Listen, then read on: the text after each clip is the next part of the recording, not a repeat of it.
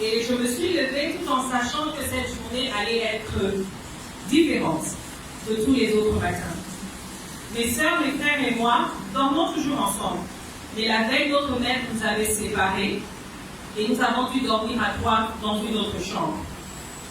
Et comme à leur habitude, mes sœurs ce matin-là se sont réveillées assez tôt et se sont mises à papoter. Alors je m'approche vers la fenêtre et là je vois que la foule a déjà rempli les rues.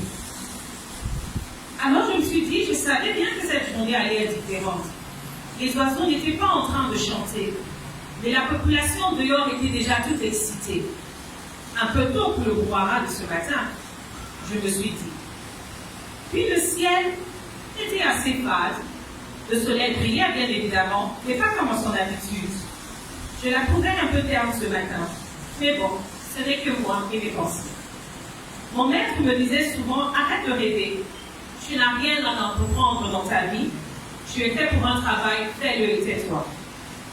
Alors je me suis tue et je me suis dit, espérons, et je sais que cette journée sera différente. En parlant de mon maître, le voilà qui s'approche. Et alors il nous dit, levez-vous mes filles, nous avons une nouvelle mission ce matin. On s'apprête comme à l'habitude, on a de nouvelles personnes à recevoir. Puis il se tourne vers nous et dit encore, toi, particulièrement, tu seras la star de ce matin. Je me suis dit, je savais bien que cette journée allait être différente. Alors nous nous sommes préparés et nous sommes sortis. Et tout sourire, je marchais devant tout le monde, tout en sachant que cette journée allait être différente. Et là, ma journée commençait.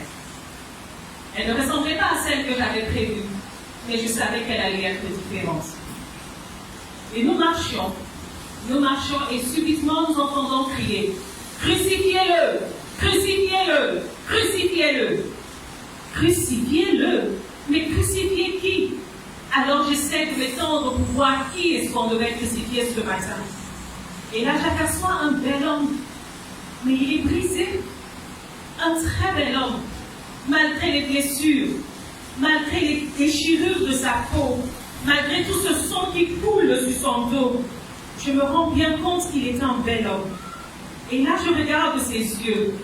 Il n'y a pas de haine, il n'y a pas de colère, il n'y a même pas de regret. Par contre, il y a de l'amour. Comment peut-il être rempli d'amour avec toutes ces blessures? Les gens marchent vers lui, l'insultent, crachent sur lui. Même les petits enfants lui jettent des cailloux. Qu'a-t-il fait pour mériter ça, cet homme rempli d'amour? Et là, je vois qu'il porte une couronne d'épines. Mais qui porte une couronne d'épines? À qui fait-on porter une couronne d'épines? Mais qu'est-ce qu'il a fait, cet homme? Et là, j'essaie de tendre mes oreilles et j'entends des gens qui crient. N'est-il pas le roi des Juifs? Qu'il se sauve alors. Crucifiez-le, crie-t-il encore plus fort. Crucifiez-le. Mais cet homme transpire. Il transpire des gouttes de sang qui coulent de son front. Il marche, il tombe. Mais il se relève encore et il continue de marcher. Et là, je me retrouve au premier rang. J'arrive à le voir de plus près. Les soldats le frappent. Ils le frappent. Ils ont même percé sa côte. Pourquoi font-ils ça? On crache sur lui. Mais cet homme ne répond pas. Il ne réagit pas. Il ne répond pas. Il avance tout en souriant. Et là, on le place sur le bois et on le cloue. On le cloue sur le bois. Mais pourquoi? Et là, j'entends les gens dire, mais c'est lui qui dit qu'il est le roi des Juifs. Sauve-toi et sauve-nous donc, crient les autres brigands. Et une autre population crie encore, Seigneur, Seigneur, Seigneur, Seigneur, pourquoi tu nous laisses ainsi? Et c'est là que je me rends compte que c'est Jésus-Christ de Nazareth. Cet homme dont j'ai entendu parler, cet homme qui a fait des miracles, qui a rendu la vue aux aveugles, qui a fait marcher le paralytique, qui a pardonné les péchés des plus mauvais, il a même essuyé les larmes des veuves. Mais pourquoi donc le crucifions? C'est Jésus-Christ qui a porté tes péchés à la croix. Cet homme qui n'a fait que du bien à son entourage et qui continue encore de faire du bien aujourd'hui.